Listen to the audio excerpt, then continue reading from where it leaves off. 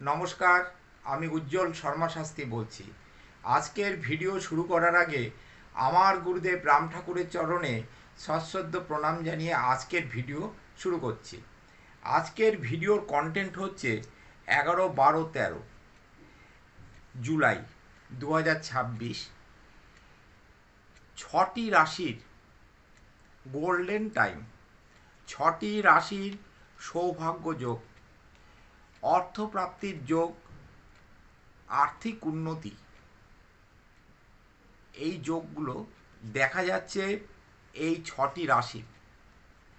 সম্পূর্ণ আলোচনাটি হচ্ছে গোচর ভিত্তিক, গ্রহদের গোচর অনুযায়ী আজকের এই আলোচনা। আপনারা চন্দ্র রাশি অনুযায়ী দেখবেন। চন্দ্র রাশি অনুযায়ী আমি এই বিচারটা করেছি, এই প্রেডিকশনটা করেছি।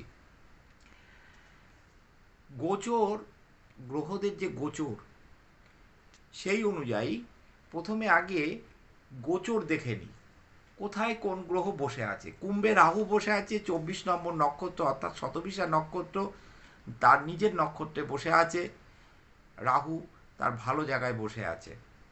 শনি মিনে বসে আছে 27 নম্বর নক্ষত্র অর্থাৎ বুধের নক্ষত্র রেবতী নক্ষত্রে। চন্দ্র গোচর হয়েছে বৃষতে। চন্দ্র গোচর হয়েছে 10ই জুলাই রাত্রি 6টা 45 মিনিটে। ওইখানেই বসে আছে মঙ্গল 4 নম্বর অর্থাৎ কিনা রোহিণী নক্ষত্রে, চন্দ্রের নক্ষত্রে বসে আছে। মিথুনে বসে আছে বুধ বকরি। পুনর্বসু নক্ষত্রে রবি, পুনর্বসু নক্ষত্র অর্থাৎ 7 নম্বর নক্ষত্রে বসে আছে। বৃহস্পতি 8 নম্বর পুষ্যা নক্ষত্রে কর্কটে বসে আছে, বৃহস্পতি উচ্চস্থ। কেতু 10 নম্বর নক্ষত্রে সিংহে বসে আছে। শুক্র কেতুর নক্ষত্রে সিংহে বসে আছে। এই হলো গোচর। রাহু এবং কেতুর একপাশে সমস্ত গ্রহগুলোর গোচর হয়েছে। লক্ষ্য করে দেখুন, কেতুর সঙ্গে শুক্র অবস্থান করছে। এই যে গোচর ভিত্তিক যে আলোচনা, আর্থিক যোগের কথা যে আমি বলি, অর্থপ্রাপ্তি যোগের কথা বলি, এই যোগগুলোর কিন্তু আমি সঠিক প্রেডিকশন করারই চেষ্টা করি। অনেকেই অনেক কিছু মন্তব্য করে সোশ্যাল মিডিয়ায়, সবাই তো এক ধরনের হয় না, বিভিন্ন ধরনের মন্তব্য উড়ে আসে, কমেন্টে করে থাকেন। আমি একটি কথাই বলবো, যারা জ্যোতিষশাস্ত্রে বিশ্বাস করেন তারাই কিন্তু কেবলমাত্র এই অনুষ্ঠানগুলো দেখবেন। যারা জ্যোতিষশাস্ত্রে বিশ্বাস নেই তারা কিন্তু এই অনুষ্ঠানগুলো দেখবেন না। যে রাশিগুলোর অর্থপ্রাপ্তির যোগের কথা আমি বলি, সেই রাশিগুলোর জাতক জাতিকা তো তাদের ন্যাটাল চার্ট অনুযায়ী একরকম হয় না। প্রত্যেকেরই আলাদা আলাদা ন্যাটাল চার্ট থাকে। একই রাশির জাতক জাতিকারা একই রকম ফল পেতে পারে না। সবার আর্থিক স্থিতি এক হয় না। সবাই একই রকম সম্পত্তির মালিক হয় না। এর একটি কারণ গ্রহগত সংস্থান ন্যাটাল চার্টে। যদি আপনার অর্থপ্রাপ্তির যোগ না থাকে তাহলে তো অর্থপ্রাপ্তি হবে না। যদি ধন সম্পদের যোগ না থাকে, ধন সম্পদ আপনার হবে না। অনেকে দেখবেন পড়াশোনায় খুব ভালো, কিন্তু তাদের ভালো চাকরি বাকরি হয় না, ভালো প্লেসমেন্ট হয় না, জীবনে সুপ্রতিষ্ঠিত হয় না। একই ধরনের ব্যবসা করছে, এক একজনের এক এক রকমের উন্নতি হয়, এক একজনের এক এক রকমের ব্যবসা হয়ে থাকে। কেউ একই ব্যবসা করে বিরাট জায়গায় পৌঁছয়, কেউ যে তিমিরে ছিল সেই তিমিরেই পড়ে থাকে। এগুলো সব হচ্ছে গ্রহগত ব্যাপার। এই সমস্ত যে আলোচনা আজকে আমরা যে গ্রহগত এই যে অর্থপ্রাপ্তির যোগ নিয়ে আলোচনা করছি, এগুলো কিন্তু আপনার ন্যাটাল চার্টে যদি যোগ না থাকে কোনো মতেই সম্ভব না। যদি আপনার ন্যাটাল চার্টে কোনো অশুভ যোগ থাকে তাহলে কিন্তু এই অর্থপ্রাপ্তি হবে না, কিছুতেই অর্থপ্রাপ্তি হবে না। সুতরাং আমাকে দুটো বাজে কথা বলে লাভ নেই। যারা জ্যোতিষশাস্ত্রে বিশ্বাস করেন তারা অতি সত্বর প্রতিকার বিধান করে নিন। আপনার ন্যাটাল চার্ট বিচার করিয়ে নিন, বিচার করিয়ে দেখুন আপনার ন্যাটাল চার্টে কোথায় কি অসুবিধা। আপনার অর্থপ্রাপ্তির যোগ থাকলে অবশ্যই কিন্তু অর্থপ্রাপ্তি হবে। এই যে আমার মাধ্যমে যদি আপনারা অনলাইনে বিচার করাতে চান তাহলে হোয়াটসঅ্যাপ নাম্বারে যোগাযোগ করতে পারেন। আমি পরিষ্কার পরিচ্ছন্ন বলে দেবো, আপনার অর্থপ্রাপ্তির যোগ থাকলে বলবো অর্থপ্রাপ্তির যোগ আছে, যদি না থাকে তাহলে বলে দেবো আপনার অর্থপ্রাপ্তি হবে না। বা অথবা এটাও বলে দেব যে আপনার প্রতিকারের মাধ্যমে যদি অর্থপ্রাপ্তির এই সম্ভাবনা তৈরি হয় বা কোনো রকম প্রতিকার করা যায় তাহলে কিন্তু আমি বলবো হ্যাঁ করা যাবে। আর যদি না করা যায় তাহলে পরিষ্কার বলে দেব আমি কাউকে অর্থ অপচয় করাবো না। যে কোনো সমস্যায় আমার কাছে আসতে পারেন, আমার কাছে সরাসরি চেম্বারেও আসতে পারেন। যারা চেম্বারে দেখাতে চান আপনারা হোয়াটসঅ্যাপ নাম্বারে অথবা ফোন করে যোগাযোগ করতে পারেন। আপনারা যদি নিশ্চিত আমার মাধ্যমে দেখাতে চান তাহলেই যোগাযোগ করবেন। যদি মনে হয় আমার দ্বারা সম্ভব না, আমি কখনোই বলি না যে আমি বিরাট বড় জ্যোতিষী, আমি বিরাট বড় বড় শাস্ত্রজ্ঞ জ্যোতিষী, আমি এসব বলতে চাই না। আমি কাউকে অর্থ অপচয় করাই না, যতটা সম্ভব সঠিক শাস্ত্রীয় প্রতিকার বিধান করার চেষ্টা করি। আমার কাছ থেকে আসল রুদ্রাক্ষ আপনারা পাবেন, যে রুদ্রাক্ষের মাধ্যমে ফল পাওয়া যাবে সেই রুদ্রাক্ষই আমি দিয়ে থাকি। আসল গ্রহরত্নও পাওয়া যাবে। আমি শাস্ত্রীয় পদ্ধতিতে বিভিন্ন কবচ করে থাকি। এই যে শুধুমাত্র রাশিচক্রের জন্যই যে অর্থপ্রাপ্তি হয় না তা নয়, অনেক সময় দেখা যায় রাশিচক্রে অর্থপ্রাপ্তির যোগ আছে অথচ হচ্ছে না।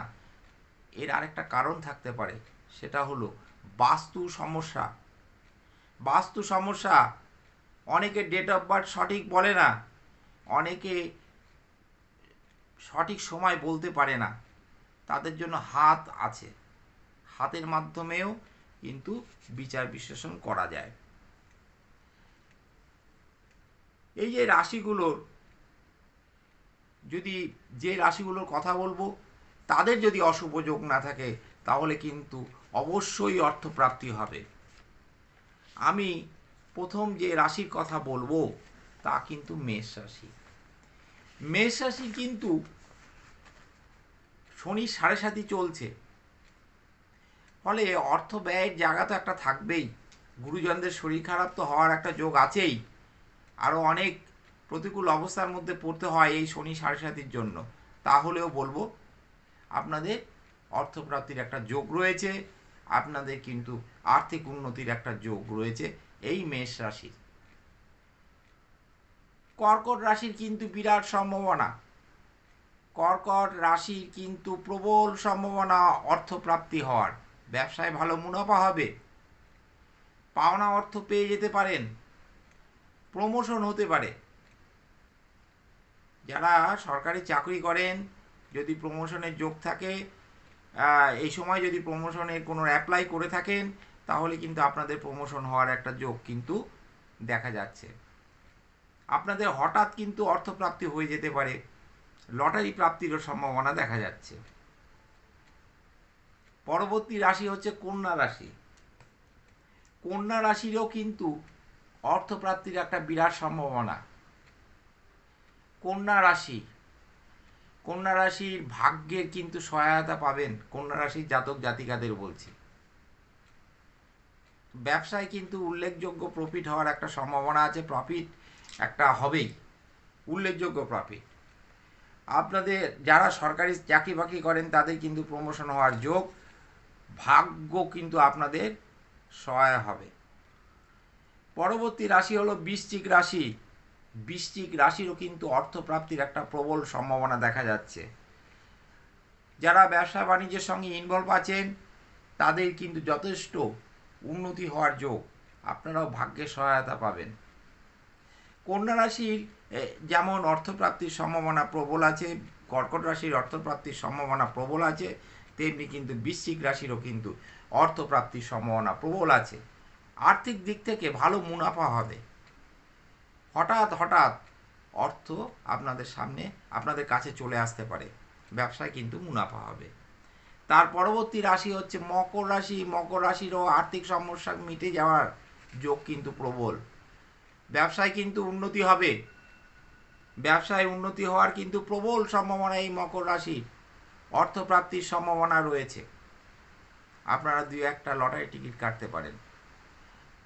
ব্যবসায় মনোযোগ দিন, পরিশ্রম করুন, সাফল্য কিন্তু আপনাদের হবে, আর্থিক মুনাফা কিন্তু আপনাদের হবেই। শেষ রাশি হচ্ছে মীন রাশি। এই মীন রাশিরও কিন্তু প্রবল অর্থপ্রাপ্তির সম্ভাবনা রয়েছে।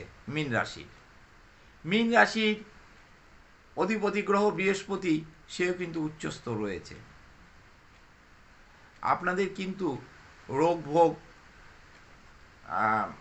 রোগের আরোগ্য হবে, আপনাদের অর্থপ্রাপ্তির সম্ভাবনা প্রবল, আপনাদের ব্যবসা বাণিজ্য ভালো হবে, আর্থিক মুনাফা হবে, অনেক জায়গা থেকে কিন্তু অর্থ আপনাদের কাছে চলে আসতে পারে। এই কয়েকটি রাশি কিন্তু এই 3 দিন অর্থপ্রাপ্তির সম্ভাবনা, অর্থাৎ 11, 12, 13 জুলাই 2026, এই 3টি দিনের কথাই কিন্তু আমি উল্লেখ করলাম। আপনারা সবাই ভালো থাকুন, সুস্থ থাকুন, সঠিক পথে চলুন, পরিশ্রম করুন, আপনাদের কিন্তু অর্থপ্রাপ্তির সম্ভাবনা প্রবল। সৎ পথে থাকুন, সুস্থ পথে থাকুন, গুরুজনদের সম্মান করুন, বাবা মাকে সম্মান করুন, মুখের ভাষা ঠিক করুন, অপরজনকে অপমান করবেন না, অযথা বাজে মন্তব্য করে অন্য মানুষকে রুষ্ট করবেন না। অভিশাপ কিন্তু অতি অবশ্যই আপনাদের গায়ের উপরে পড়বে এসে। সেহেতু আমি বলবো আপনারা এই পথ পরিহার করুন, ভালো থাকুন, সুস্থ থাকুন। আমার গুরুদেবের চরণে প্রণাম জানিয়ে আমি আমার ভিডিও আজকে এখানেই শেষ করলাম।